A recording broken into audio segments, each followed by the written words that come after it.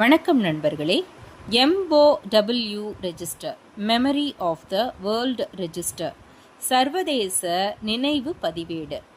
இன்று நாம் பார்க்க இருக்கிறது சமீபத்தில் நடந்த ஒரு நிகழ்வு. இந்தியனா நாம் ஒவ்வொருவரும் பெருமைப்படக்கூடிய ஒரு நிகழ்வு பற்றி தான். இந்த 2025ஆம் ஆண்டு யுனெஸ்கோ உலக நினைவக பதிவேட்டில் இந்துக்களின் புனித நூலான ஸ்ரீமத் பகவத்கீதை மற்றும் பரத முனிவரின் நாட்டிய சாஸ்திரம் ஆகியவை சேர்க்கப்பட்டுள்ளது. உங்களுக்கு தெரியுமா? யுனெஸ்கோ ஐக்கிய நாடுகளின் கல்வி, அறிவியல் மற்றும் கலாச்சார அமைப்பு. இந்த அமைப்பு சார்பில் 1992ஆம் வருடம் சர்வதேச நினைவு பதிவேடு உருவாக்கப்பட்டது. இந்த அமைப்பு உலகளாவிய பாரம்பரியத்தை பாதுகாத்தல், உலகளாவிய மதிப்புமிக்க கையெழுத்து பிரதிகள், வாய்வழி மரபுகள், ஆடியோ காட்சி உள்ளடக்கம் மற்றும் அரிய பொருட்கள் உள்ளிட்ட அரிய ஆவணங்களை பாதுகாப்பதையே இதன் நோக்கமாக கொண்டிருக்கு. யுனெஸ்கோவின் கூற்றுப்படி இந்த ஆவண பாரம்பரிய கலாச்சார நடைமுறைகளை மதிக்கும் அதே வேளையில் இது அனைவருக்கும் சென்று சேர வேண்டும் அப்படின்ற நோக்கத்தில் உருவாக்கப்பட்டிருக்கான். இந்த MOW பதிவு அத்தகைய உலகளாவிய தொகுப்பாக செயல்படுகிறது.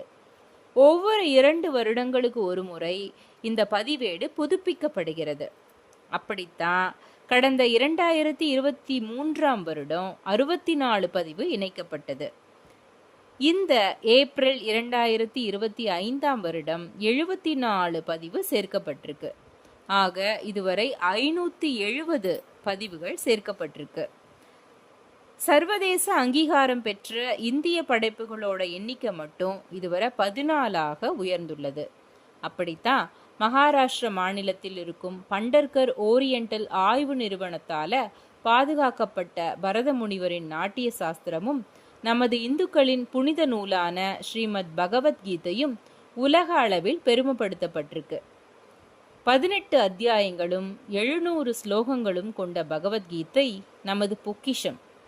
36,000 ஸ்லோகங்கள் கொண்டு கந்தர்வ வேதம், நாட்டிய வேதம்னு அழைக்கப்படுற பரத முனிவரோட நாட்டிய சாஸ்திரமும் நாட்டியம், நாடகம், உணர்ச்சி, இசை உள்ளிட்டவற்றின் விதிமுறைகள் வரையறுக்கப்பட்ட ஒரு வேத நூல். சிறப்பு தானே? இதற்காக நமது பாரத பிரதமர் திரு நரேந்திர மோடி பெருமிதம் தெரிவிச்சிருக்காங்க. தனது சமூக வலைதள பக்கத்தில் உலகெங்கிலும் உள்ள ஒவ்வொரு இந்தியருக்கும் இது பெருமையான தருணம் அப்படின்னு சொல்லியிருக்காரு. ஆமாம் தானே? காலத்தால அழியாத நமது இந்தியர்களின் ஞானத்திற்கும் செழிப்பான நமது கலாச்சாரத்திற்கும் கிடைச்சிருக்க உலகளாவிய இந்த அங்கீகாரம் நமக்கு பெருமை இல்லையா?